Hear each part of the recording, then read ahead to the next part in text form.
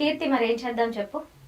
Ma'am మీకు ఒక number ఇస్తాను, ఆ నంబర్ కాల్ చేయండి, మీకు తెలుస్తుంది. ఎవరిదా నెంబర్?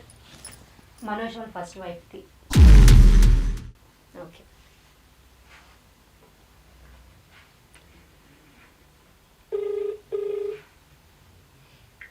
హలో హలో, చెప్పండి. నమస్తే అండి.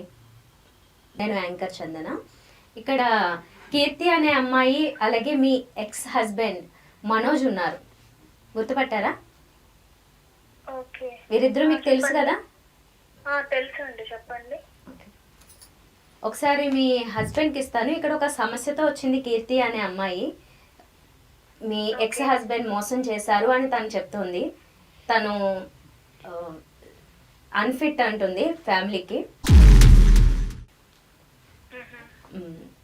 ఆ విషయం ఆయన కాదు అని మనోజ్ చాలా గట్టిగా వాదిస్తున్నారు. కాకపోతే మీతో మాట్లాడిన తర్వాతే తను నిర్ధారించుకున్నానని కీర్తి చెప్పడం జరుగుతుంది. అసలు మీరు తనతో మాట్లాడారా? ఇదంతా నిజమేనా? ఒకసారి నేను మనోజ్కి ఇస్తాను, మాట్లాడండి. హలో, హలో, ఏం చెప్పావు ఈ అమ్మాయికి నువ్వు? నేనే మనోజ్నే మాట్లాడుతున్నా. ఇంకా నువ్వు మారవా? ఏం మారాలి అసలు? నువ్వు ఏం చెప్పావు ఈ అమ్మాయికి అసలు? నేనేం చెప్పాను కాదు, నువ్వు మారుతావా లేదా? ఏ విధంగా మారాలి? ఎందుకు విడిపోయాం చెప్పు, మనం ఎందుకు విడిపోయాము? అప్పుడు నీకు విడిపోయినప్పుడు ఏం కారణం ఏం రాసావు అక్కడ? విడిపోయాము కాదు, నీకేం చెప్పాను అక్కడ క్లాజు? నేను నీకేం చెప్పా? ఈ విషయం మన మధ్యనే ఉండాలని చెప్పానా లేదా?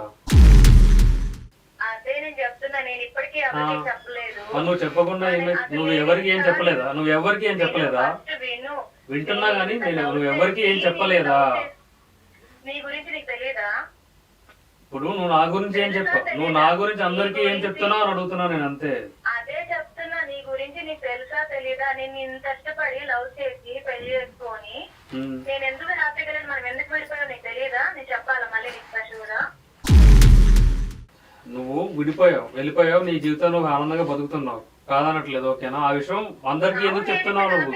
ఉన్నాను, నేను అందరికి ఎందుకు చెప్తున్నానంటే నాలాగా ఇంకొక ఆడపిల్ల కలగకూడదు అనేసి నేను నీకు చెప్తున్నాను. నువ్వెందుకు రివీల్ చేస్తున్నావు? నువ్వెందుకు అందరిని మోసం చేస్తున్నావు? నన్ను మోసం అన్ని చేస్తున్నావు. సార్లు మోసం మోసం మోసం అనకండి, ఓకేనా? ఇందాక నువ్వు అంటున్నావు, ఇప్పుడు ఇక్కడ వీళ్ళ స్టూడియోలో వీళ్ళు మోసం మోసం అంటున్నారు. నేను మోసం చేయలేదు, ఒక విషయం దాచాను అంతే. దాచడం వేరు, మోసం వేరు. నువ్వు విడాకులు ఇచ్చే ముందు ఏం చెప్పావు? తర్వాత నువ్వేం చెప్పావు? ఈ విషయం మన మధ్యనే ఉండాలంటే నువ్వేమన్నావు? నేను అదే అడుగుతున్నా. చెప్పు, నీకు అబ్బాయిలకి ఉండాల్సిన క్వాలిటీ ఉందా నీకు? మనం ఎందుకు వెళ్ళిపోయాం చెప్పు. ఏం క్వాలిటీ లేదు చెప్పు, అబ్బాయికి ఉండాల్సినది. నీకు ఏం తక్కువ చేశానో అది చెప్పు ఫస్ట్. నేను బాగా చూసుకోలేదా? నీకు ఏ రోజు రెస్పెక్ట్ ఇవ్వలేదా? నేను ఏ రోజు తిట్టానా? నేను ఏ రోజు కొట్టానా? నీ మీద చేసాను అసలు? నేను అదే వేయలేదు, మీకు చెయ్యలేదని నేను ఇది ప్రాబ్లం అంతా. నేను ఎందుకు విడిపోయాను నీతోటి? నువ్వు దేనికి పనికిరావు, నువ్వు సంసారానికి పనికిరావు, నీకు తెలియదు. నీకు అబ్బాయి ఇష్టమని చెప్తావు, నేను దగ్గరికి వస్తే వెళ్ళిపోతావు, అక్కడికి వస్తే వెళ్ళిపోతావు. ఎందుకు విడిపోయావు? ఒక అమ్మాయి కావాల్సిన ఆనందాన్ని నువ్వు ఇవ్వగలవా చెప్పు? నువ్వు ఇవ్వలేనప్పుడు, ఆ ప్రాబ్లం నీలో ఉన్నప్పుడు నువ్వు ఎందుకు ఇంకో అమ్మాయి జోలికి వెళ్ళాలి? అసలు ఆనందం అంటే ఒక్క విషయంలో ఉంటుందా? ఇంకే విషయంలో ఆనందం ఉండదా? ఏ విషయంలో ఆనందం ఉండాలి చెప్పు?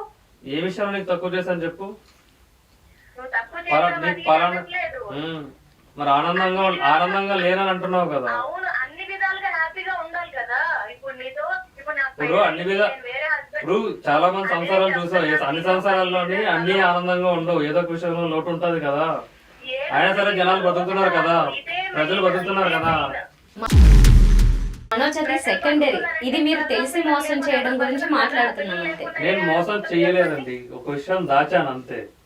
దాచడం ఇప్పుడు సంసారం అంటే పెళ్లి చేసుకుంటే పిల్లలు ఇవన్నీ ఎక్స్పెక్ట్ చేస్తారు. పిల్లలు కావాలంటే మనం అనాథ పిల్లలు ఉంటారు, అడాప్ట్ చేసుకోవచ్చు, లేదా ముందు తెలిసి సిద్ధపడితే ఓకే, కానీ తెలియకుండా నేను అదే అంటున్నా, దానికి కూడా నేను సిద్ధమే. కానీ మనోజ్ ఆమె చెప్తుంది ఏమిటంటే, ఇప్పుడు నేను హాయిగా ఉన్నాను అన్ని రకాలుగా, నువ్వు అప్పుడు దాచావు. నేను ఇప్పుడు నా హస్బెండ్ హాయిగా ఇద్దరు పిల్లలతో హ్యాపీగా ఉన్నాను. సో ఈ హ్యాపీనెస్ నువ్వు నాకు ఇవ్వగలవా? నువ్వు ఇవ్వలేవు. సో నీ వల్ల కాదు, నీ వల్ల కాదని నీకు తెలుసు. అలాంటప్పుడు నువ్వు ఇంకో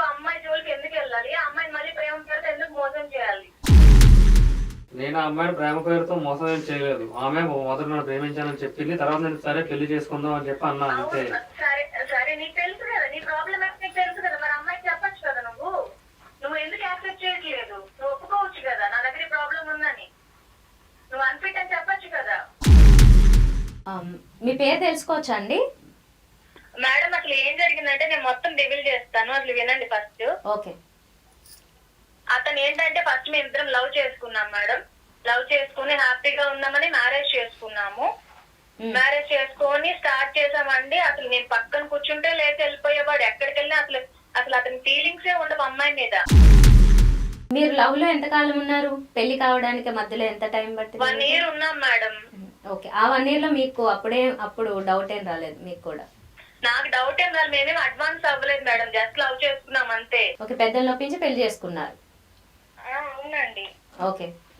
తర్వాత ఎప్పుడు ఎంత కాలానికి తెలిసింది మీకు అలాగా? మ్యారేజ్ అయిన 1 year లోనే మేడం. ఓకే. తెలిసిన తర్వాత గొడవలు పడ్డారా, లేదంటే డైరెక్ట్ గా సరే ఒక ఇద్దరు ఏకాభిప్రాయంతో విడాకులకు వెళ్ళారా? మేడం రోజు అదే ఆర్గ్యుమెంట్. చెప్పండి. అంటే ఇప్పుడు అమ్మాయికి ఎన్ని ఫీలింగ్స్ ఉంటాయి తెలుసు కదా. నేను దగ్గరికి వెళ్ళినా కానీ తను లేచి వెళ్ళిపోయేవాడు. నాకు అర్థమయ్యేది కాదు అసలు. ఎంత రోజు ఇదే ఫైటింగ్ మాకు.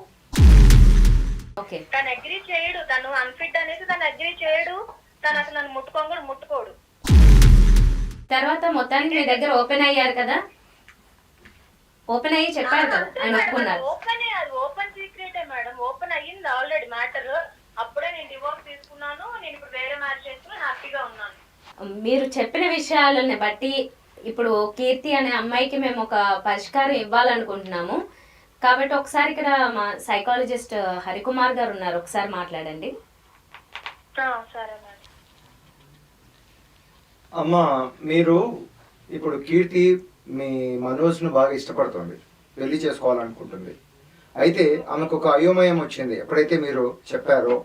ఎందుకంటే తను సంసార సుఖానికి పనికిరాడు, ఏ లక్షణాలు కలిగి ఉన్నాయి అంటే మగవాళ్ళనే ఇష్టపడుతున్నాడు. ఇది ఒక ప్రేమ కాస్త పెళ్లి వరకు వెళ్ళాలంటే తప్పకుండా శారీరక సుఖం కానీ పిల్లలు పుట్టాల్సినటువంటి అవసరము, ఒక సంసారం అనేటువంటిది వారు జరపాలి అంటే తప్పకుండా అవసరం. కానీ మీరు ఏం సజెస్ట్ చేస్తారు మా కీర్తికి? ఎందుకంటే మీరు మనోజ్తో ఉన్నారు, మీరైతే వద్దనే చెప్తారు. ఎందుకంటే మీరు పడినటువంటి బాధ ఇంకొక వారికి ఉండకూడదనే కోరుకుంటారు. మీరేమంటారు ఒక మాటలు చెప్తే? కీర్తికి ఏం సజెస్ట్ చేస్తారు? ఓకే. నేను అప్పుడు ఆల్రెడీ సజెస్ట్ చేశాను, నేను ఫేస్ చేసిన ప్రాబ్లమ్స్ అని చెప్పాను దానికి. Okay, right.